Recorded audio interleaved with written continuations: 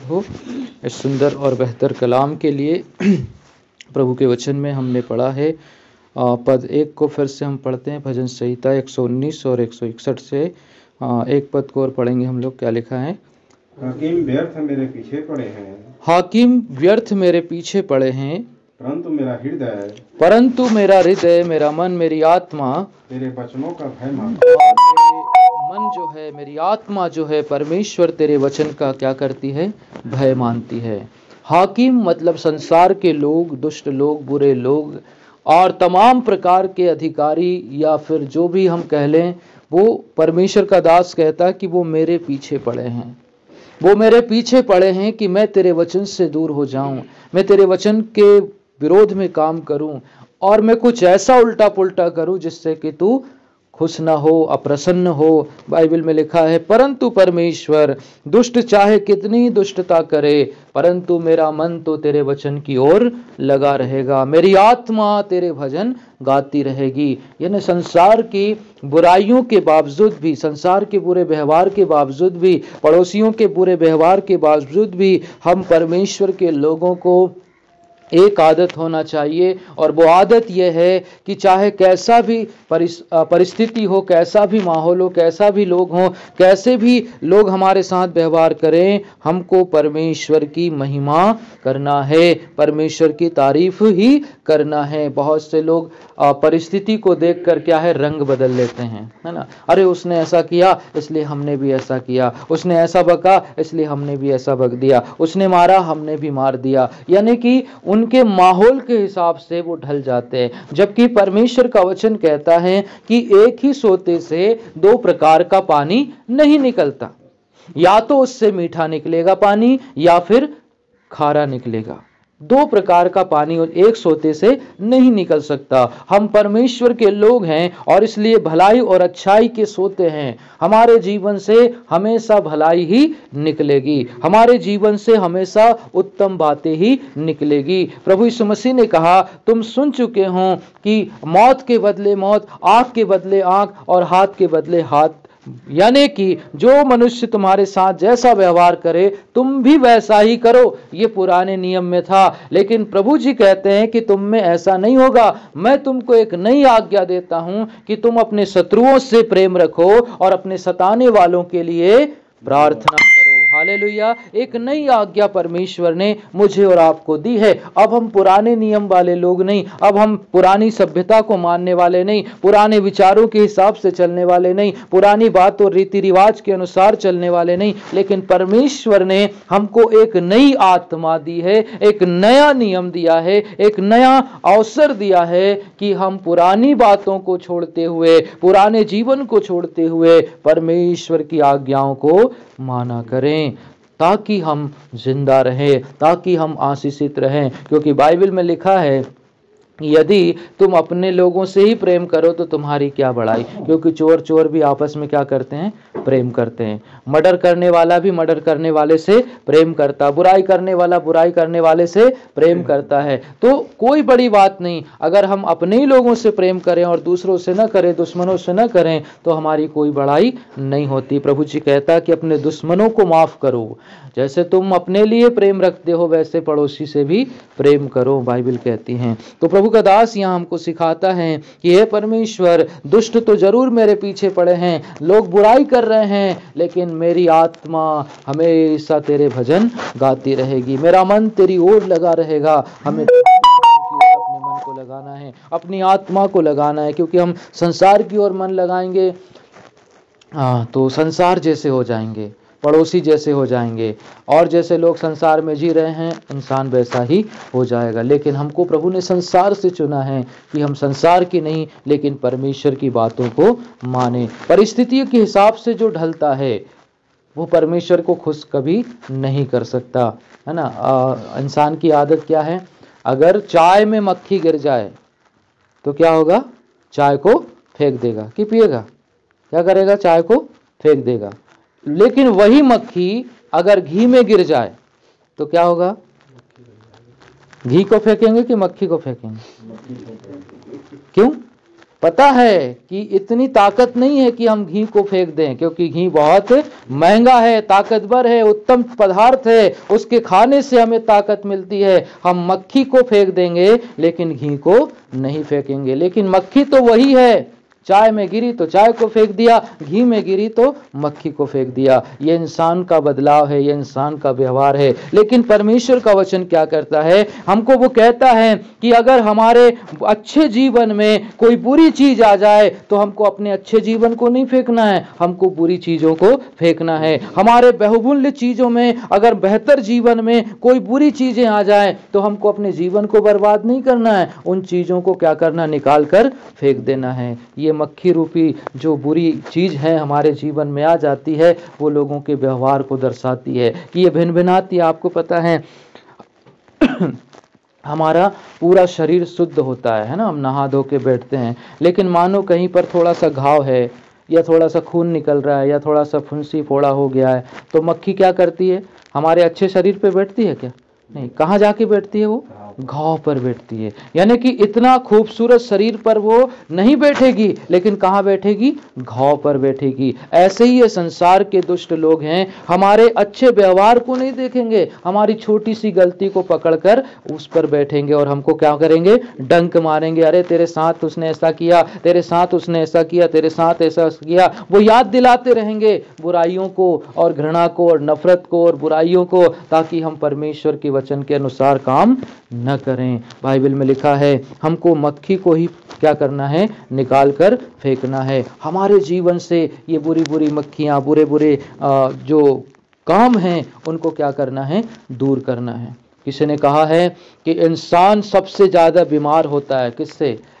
सबसे ज्यादा उसकी डेथ होती है किससे? एक्सीडेंट से नहीं होती, जहर से नहीं होती, आत्महत्या से नहीं होती, लेकिन किसी ने कहा एक मच्छर के काटने से जितने लोग मरते हैं उतने शायद किसी से नहीं मरते।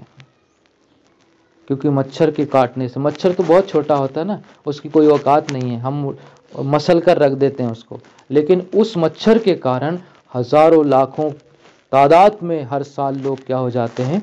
मर जाते हैं। मतलब आदमी को बड़ी तलवार नहीं मारती, क्या करती है? छोटी सी मच्छर मार देती है, छोटा सा मच्छर काट के खत्म कर देता है। ऐसे ही हम परमेश्वर के लोगों को कोई बड़ी बड़ी चीजें नहीं सताती, छोटी छोटी चीजें सताती, छोटी छोटी बातें सताती है ना। तलवार का घाव तो जख्म तो भर जाएगा, लेकिन जो जवान के जख्म होते हैं ना, वो जल्दी से भरते नहीं हैं, है ना। किसी ने कहा सुई गड़ाते हैं तो ज़्यादा दर्द होता, तलवार से मार दे तो उतना दर्द नहीं होता। बाइबल में लिखा हुआ है, परमेश्वर क्या कह रहा है? वो ये कह रहा है कि हमको छोटी छोटी चीज़ों के हिसाब से ज़िंदगी को नहीं जीना है। आगे पढ़ते हम, क्या लिखा है? दो पद। जैसे कोई बड़ी लूट पाकर हर्षित होता है, आनंद मनाता है, वैसे ही मैं तेरे वचन के कारण, वैसे ही परमेश्वर में तेरे वचन को लेकर क्या हूँ? हर्षित हूँ। हालेलुया। जैसे कोई बड़ी लूट पाकर आनंद मनाता है। पहले क्या होता था? इजराइल राजा लोग जब किसी दूसरे देश पर या दूसरे राज्य पर चढ़ाई करते थे, वो जीत जाते थे तो उनके तमाम लोगों को मार देते थे और उनकी जितनी भी दौलत होती थी, सोना चांदी रुपया पैसा जेवरात, मकान में जितनी भी चीज़ें होती थी, सब क्या कर लेते थे? लूट लेते थे। और लूट पाकर वो खुश होते थे और सोना चांदी सब कुछ उनको क्या हो जाता है? फ्री में मिल जाता था, कोई कीमत उनको पटाना नहीं पड़ता था। तो वचन यही कह रहा है कि परमेश्वर जैसे कोई लूट पा करके आनंद होता है, खुशी होता है, हर्षित होता है, वैसे ही मैं तेरे वचनों को पाकर क्या हूँ? हर्षित हूँ। हालेलुया। और लिखा है कि परमेश्वर के वचन तो चोखे सोने से भी ज्यादा बहुमूल्य है, मणियों से भी ज्यादा बहुमूल्य है और सोने से भी ज्यादा उत्तम है। तो परमेश्वर का दास कहता है कि खुदा वैसे ही मैं खुश रहता हूँ जैसे कोई बड़ी लूट पाकर खुश हो जाता है। हमारी मैडम ने एक न्यूज पढ़ा और उसमें लिखा था कि किसी व्यक्ति को 60 लाख का हीरा मिल गया। वो पत्थर समझ के घर में लेके आया, लेकिन जब उसने देखा, लोगों को दिखाया, सोनार को, इसको उसको चेक कराया, तो कहते हैं कि वो हीरा निकला और वो हीरे की कीमत 60 लाख से ज़्यादा हुई। बोले ये एक किसान की बात है, और कहाँ पर? पन्ना में शायद। तो हमारी मैडम बोलती चलो हम भी वहीं जाके रहते हैं ना, पन्ना में हीरा मिलता है। तो क्या होता है? इंसान को कुछ लूट की जो चीजें मिलती है उससे उसको ज्यादा आनंद आता है, क्योंकि वो फ्री में मिल जाती है और इतनी ज्यादा संख्या में मिल जाती है कि वो अपने कभी लाइफ में कभी उसको खरीद नहीं सकता। ऐसे कई ऐसे हादसे होते हैं संसार में जिनकी लॉटरियां लग जाती है करोड़ों अरबों की अचानक, तो क्या होता, वो उसकी औकात नहीं थी, वो उसको खरीद नहीं सकता था, लेकिन ये एक खुदा का अनुग्रह है जो उसको दिया गया। इसी तरह से जो लोग परमेश्वर की वचन को पा लेते हैं, जो परमेश्वर के वचन पर विश्वास करते हैं, जो वचन को सुनते और मानते हैं, ये एक प्रकार की क्या है, लूट है। हालेलुया। इसके लिए हमने कोई प्रयास नहीं किया, हमने कोई कीमत नहीं चुकाई, हमने कोई परिश्रम नहीं किया, लेकिन ये हमको फ्री में मिल गया। हालेलुया। बाइबल में लिखा है कि एक कीमत यीशु मसीह ने चुका दी है और वो कीमत तो प्रभु ने चुकाई है, तब जाकर हमको उद्धार मिला है, हमें शांति मिली है, हमें प्रभु का वचन मिला है। क्योंकि ये वचन राजाओं को सुनना था लेकिन उनको मिला नहीं। बाइबल कहती है कि धन्य हो तुम जो मेरे वचन को सुनते और मानते हो, क्योंकि बहुत से बड़े बड़े राजाओं ने, भविष्यवक्ताओं ने इसको देखना और सुनना चाहा लेकिन उनको ये नसीब नहीं हुआ। तो वचन कहता है कि जैसे कोई लूट पा करके हर्षित हो जाता है, वैसे ही प्रभु जी मैं तेरे वचन को पाकर क्या हो जाता हूँ, हर्षित हो जाता हूँ। तो आज जो वचन हम पढ़ते हैं, हम सुनते हैं, जो प्रभु यीशु मसीह के वचन है, ये बहुत बहुमूल्य है, बहुत हीरो मोती और मणि और सोने और चांदी से भी ज्यादा उत्तम है। बाइबल में लिखा है आदमी इस संसार में जितना भी पाले, आदमी इस संसार में जितना भी पाले, बाइबल में लिखा है कि वो कभी भी परमेश्वर को प्रसन्न नहीं कर सकते। सोना चांदी तो यहाँ मिलेंगे और यहीं खत्म हो जाएंगे, लेकिन परमेश्वर जो हमको वचन देता है वो युगान युग रहता है, युगान युग बना रहता है, और यही वचन हमको एक दिन स्वर्ग तक लेके जाएंगे। हालेलुया। इंसान इस दुनिया में कितना ही सोना चांदी पहन ले, मरेगा तो क्या उसको ले जाने देते हैं क्या, है ना? एक अंगूठी भी नहीं रहने देते हाथ में, पूरा जैसा आया वैसा ही लौटा देते हैं उसको। जैसा अय्यूब कहता है कि मैं अपनी माँ के पेट से जैसा निकला ठीक वैसे ही लौट जाऊंगा, एक अंगूठी तक इंसान ले जाता नहीं है। लेकिन जो लोग परमेश्वर के वचन के अनुसार जीते हैं, चलते हैं, जो वचन को मानते, वचन को सुनते हैं, ये वचन उनको परमेश्वर के राज्य में प्रवेश कराएगा। हालेलुया। ये हीरे मोती सोना चांदी के जैसे हैं। इसलिए दाऊद यहाँ पर कह रहा है, प्रभु का दास, कि प्रभु जैसे कोई आदमी लूट को पा लेता है, खुश होता है, वैसे ही मैं तेरे वचन को पाकर खुश हूँ, कहता है। क्या हम खुश हैं? अगर हैं तो परमेश्वर के लिए काम करें, प्रभु के लिए जिए, प्रभु के लिए काम करें। और आगे पढ़ते हम लोग जल्दी से। झूठ से तो मैं बैर और घृणा रखता हूँ। झूठ से परमेश्वर बैर रखता है, घृणा रखता है। हमारे पिताजी थे, हमने अपनी लाइफ में उनको देखा, वो बहुत ईमानदार थे। हमने कभी उनको किसी के साथ धोखा करते नहीं देखा, कभी झूठ बोलते नहीं देखा, कभी उनको गलत काम करते नहीं देखा। वरन हम जो झूठ बोलते थे हमको बहुत मारते थे, इतना मारते थे कि आंसू निकलते थे, नाक निकलती थी, आवाज़ निकलती थी, रोते थे तो बोलता है आंसू नहीं गिरना चाहिए, नाक नहीं निकलना चाहिए, मुंह से आवाज़ नहीं आनी चाहिए। क्या ऐसा हो सकता है? बच्चा जब रोता है तो आंख से आंसू गिरेंगे ना, गिरेंगे ना, नाक गिरेगी, आवाज़ मुंह से आएगी, रोएंगे तो आवाज़ आएगी। लेकिन हमारे पिताजी ऐसे मारते थे, बोलते थे न तो तेरी नाक गिरना चाहिए, न तेरे आंसू गिरना चाहिए, और न तेरा मुंह से आवाज़ आना चाहिए। तो करेगा क्या आदमी? इसलिए क्या करते, दोबारा हम कभी चोरी या कभी झूठ, कभी गलत नहीं करते थे, क्योंकि इतना खौफ था उनका, क्योंकि वो झूठ से क्या करते थे, नफरत करते। बोले सच बोलो तो हम नहीं मारेंगे, लेकिन झूठ बोले तो खूब मार खाओगे, और ऐसी मार खाओगे कि तुम अपना दर्द किसी को, बगल वाले को बता भी नहीं सकते। ऐसे हमारे पिताजी थे, हमने अपनी आंखों से देखा। और बाइबल यही कहती है, परमेश्वर का दास भी ये कहता है कि परमेश्वर झूठ से मुझे घृणा है, और परमेश्वर को भी झूठा मनुष्य पसंद नहीं है। परमेश्वर का वचन कहता है यदि कोई अपने पापों को मान ले तो परमेश्वर उसको क्षमा करेगा। लेकिन अगर कोई अपने पापों को न माने तो परमेश्वर उसका दंड उस पर आ जाएगा। बाइबल में लिखा है परमेश्वर जानता है कि हर मनुष्य झूठा है, लेकिन अगर वो मन फिरा ले और सच्चाई के साथ चले और पवित्र काम करें तो परमेश्वर कोई सजा हमको नहीं देगा। बाइबल में लिखा है प्रभु मैं तेरे वचन से प्रेम रखता हूँ लेकिन झूठ से घृणा रखता हूँ, नफरत करता हूँ। झूठ जो है इंसान को पापी बनाता है, व्यभिचारी बनाता है, गलत बनाता है। इसलिए आप देखते हैं जो लोग झूठे होते हैं ना, वो सच्चे लोगों से चिढ़ते हैं। जो गलत लोग होते हैं वो अच्छे लोगों से नफरत करते हैं। क्यों? क्योंकि उनको पता है अगर इनके पास जाएंगे तो हमारे पाप दिखाई देंगे, और इसलिए वो परमेश्वर के लोगों से डरते हैं। यीशु मसीह के सामने कोई दुष्ट आत्मा वाला व्यक्ति नहीं आता था। क्यों? क्योंकि उनको पता था कि अगर जाएंगे तो हमारे पाप दिखाई देंगे। परमेश्वर का वचन कहता है हम ज्योति है, और ज्योति में जो आता है वो वैसा ही दिखता है। अगर चोर आएगा तो चोर दिखेगा, अच्छा आएगा तो अच्छा दिखेगा, बुरा आएगा तो बुरा दिखेगा, है ना।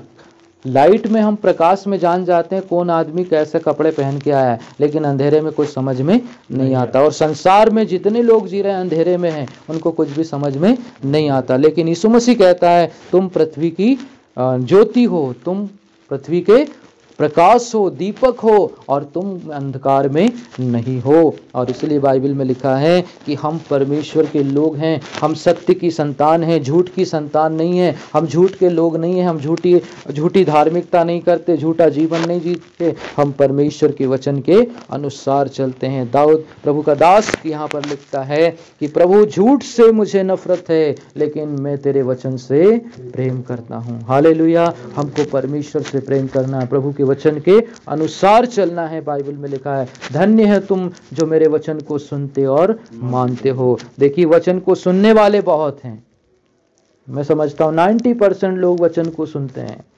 लेकिन कितने लोग वचन पर चलते हैं? बात तो ये है ना। हजारों की भीड़ बड़े बड़े कन्वेंशन में जाती है, दिनाकरण साहब की मीटिंगें होती है, हजारों लाखों लोग जाते हैं, पर सुनने जाते हैं, पर वचन पर चलते नहीं हैं। सुनने वाले बड़े नहीं हैं। कौन है? सुने हुए को मानते हैं वो लोग बड़े होते हैं। हालेलुया।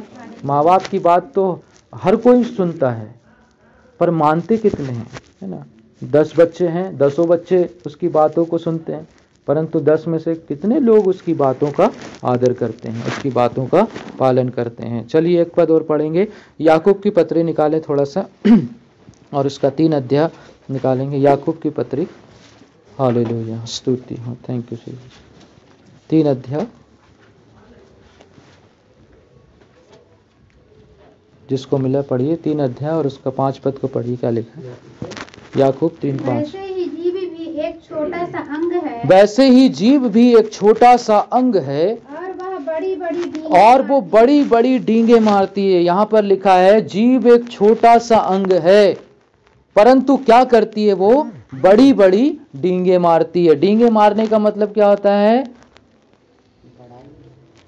झूठ बोलना। डींगे मारना मतलब, डींग मारना मतलब झूठ बोलना, हंसी मजाक करना, लोगों का ठट्टा उड़ाना और अपनी तारीफ करना और झूठी झूठी बड़ाई करना, झूठे झूठे बातों को बताना, बड़ा चढ़ा करके बताना, ये क्या होता है? डींग मारना होता है ना।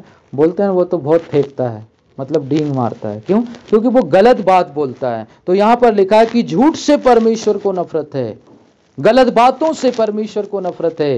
वो चाहता है कि इंसान अपनी जीभ से परमेश्वर की महिमा करे, परमेश्वर की तारीफ करे, परमेश्वर से प्रार्थना करे, परमेश्वर का वचन प्रचार करे। कितनी अच्छी बातें हैं जो मनुष्य एक दूसरे के लिए बोल सकता है, उनको आशीष दे सकता है, उनकी बड़ाई कर सकता है, उनके लिए अच्छे काम कर सकता है, आशीर्वाद दे सकता है। लेकिन लोग अपनी जबान से गाली बकते हैं, झगड़ा करते हैं, नीचा दिखाते, अपने पड़ोसी से नफरत करते हैं, श्राप देते हैं, सारे उल्टे सीधे काम वो अपनी जबान से करते हैं।